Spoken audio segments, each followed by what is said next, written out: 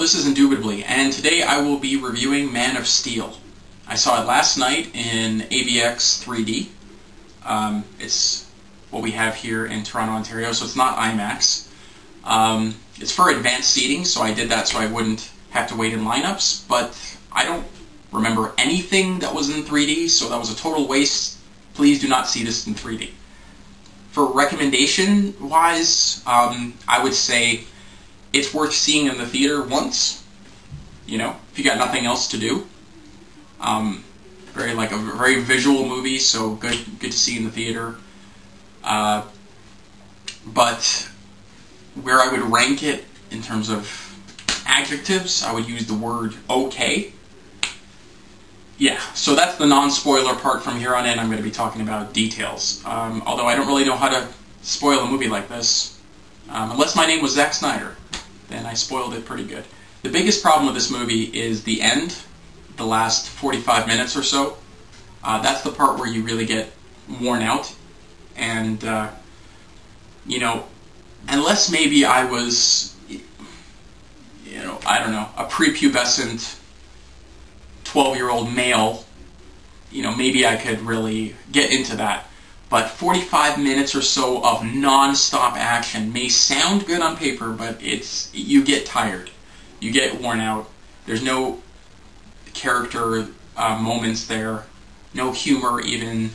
And it's hard to feel like these characters are in real danger. So after seeing them thrown into walls again, at first you're so into it, but it becomes really repetitive and monotonous and redundant. So your smile starts to kind of get worn out. And even the theater I was in, I'm sure a lot of the guys afterwards said that they liked it, but it was very quiet, not like, enough of those wow moments, no gasps from people. So that is a big problem.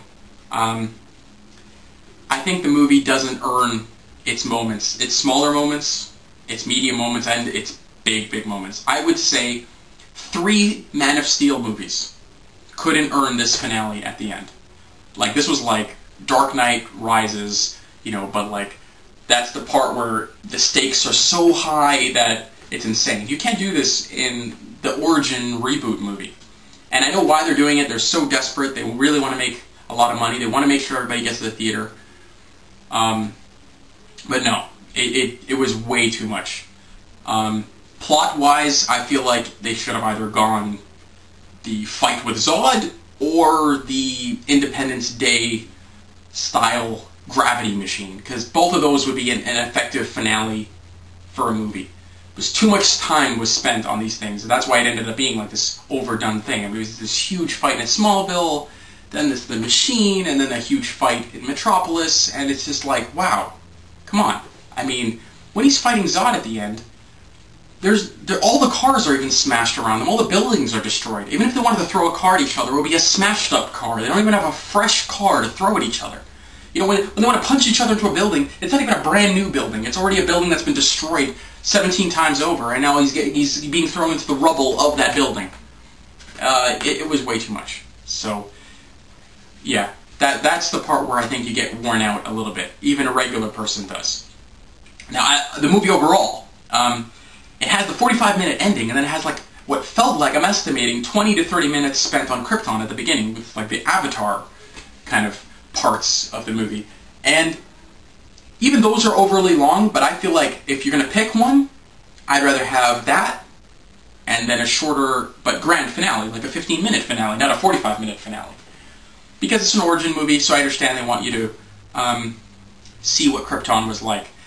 I feel, though, that even the Krypton part had, again, too much shooting, action, punching, running around. If you look at the animated series, I'm using that as an example, because that one really showed very quickly, by the way, the culture of Krypton. It made you get attached to the kind of the civilization. So when the planet is destroyed, it's like, wow, that civilization is gone forever. But here, when the planet was destroyed, it didn't really hit me. When Jor-El and his mother died, it didn't really hit me that hard. By the way, if they're all genetically bred to be whatever they are, I'm just going to say this quick. Jor-El was bred to be a scientist. Zod was bred to be a warrior. why was Jor-El kicking his ass for most of the fight?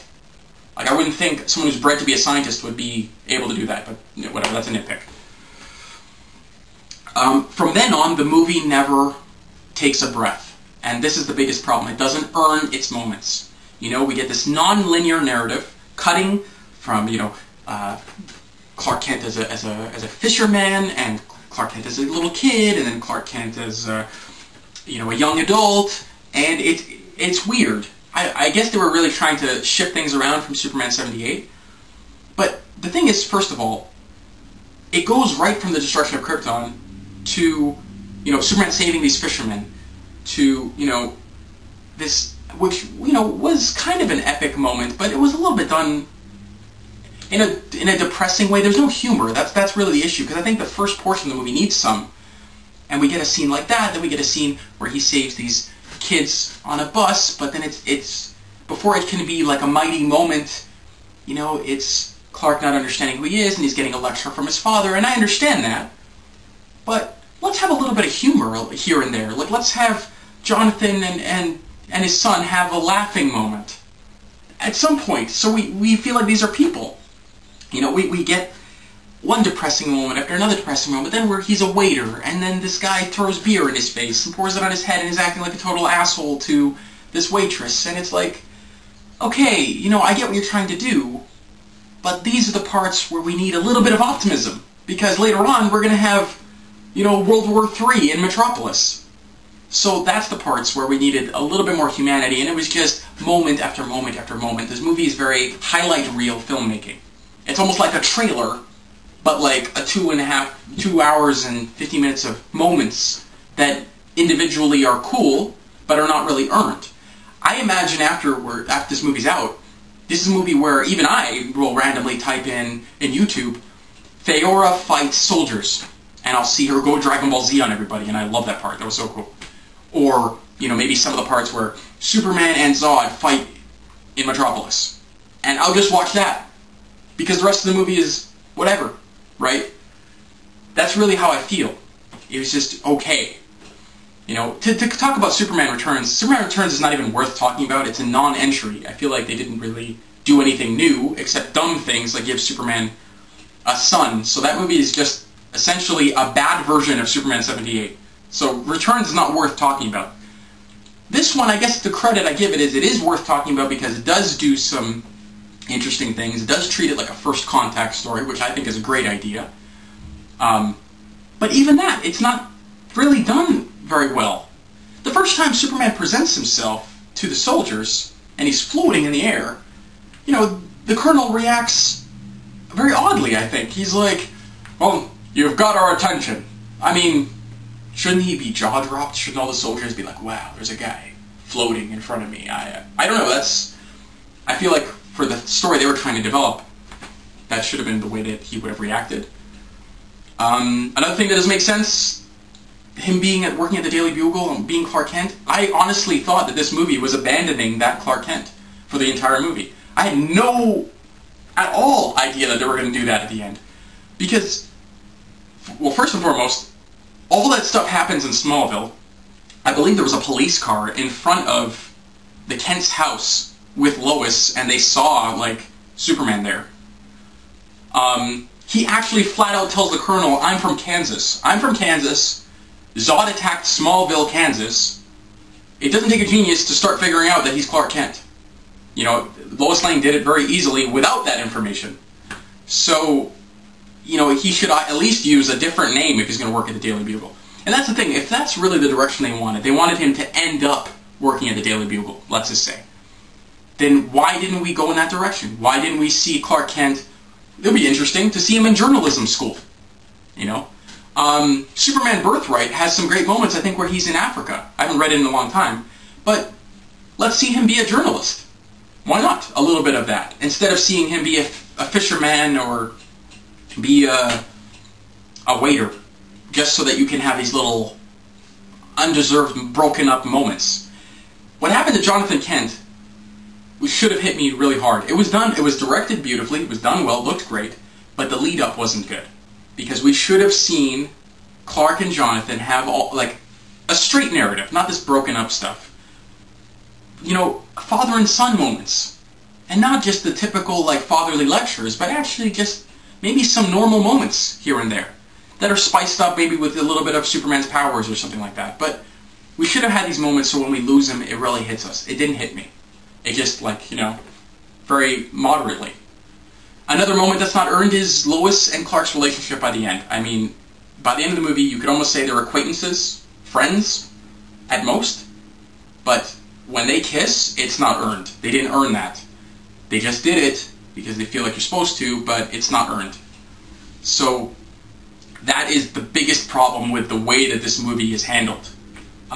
Way too much emphasis on the action. And you do get the sense, one critic said this, I totally agree, you get the sense that all these talking drama parts, all this, even these individual moments that are, rushed through, Zack Snyder probably just wanted to chuck it all away and have, like, what happened at the 45-minute end be the entire movie.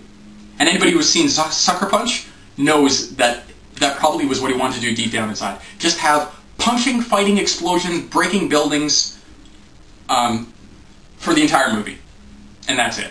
And he pretty much almost does that, because what he does at the end, he just undermines everything that the movie built. I think that's why you leave the theater with kind of this mixed, lukewarm feeling. Because they do kind of have you a bit for the first portion of the movie, and they just, like a Jenga pile, just knock it all down, And the biggest moment I think that's not earned is Superman killing Zod, breaking his neck very violently. A moment like that where Superman does a very not Superman thing. I mean, his acting afterward, that's a good reaction to it, but in the action leading up to it, they needed to show way more concern for the citizens around him. And show that maybe he's losing the fight, and he has no other choice. He had him in a headlock. I don't know if he really needed to do what he did. There could have been other things he could have done. He could have tried to fly or something, who knows. But it's done in a way, and I don't know how convincing it really is. So, okay, for example, when he's first facing down, I think it's Feora and some giant guy in Smallville, and he tells the residents, get inside, it's not safe. Okay, get inside. Did you see what these guys were doing to those buildings and throwing cars? Get inside. They need to get within 100 yards of Smallville. Get the hell out of there. They're not safe inside of a building. So, yeah, we needed a little bit more concern for the people around him to earn that moment, because in and of itself, it's a great idea, it's a good moment, but it needs to be earned. So overall, yeah, I'm really disappointed with Man of Steel. And you think of what they did with Green Lantern recently, and DC Comics, it's like they're trying too hard. They're doing way too much, and Superman Returns is part of the problem because everyone said that movie didn't have enough action, and now this movie just overdid it like crazy. And they took their cues from Avengers and said, we're going to top Avengers. And they took their cues from Transformers and somehow is trying to mimic that. And it felt like the entire ending of Independence Day stitched on with the entire ending of, like, Matrix Revolutions put together for like 40 minutes straight. And it gets boring.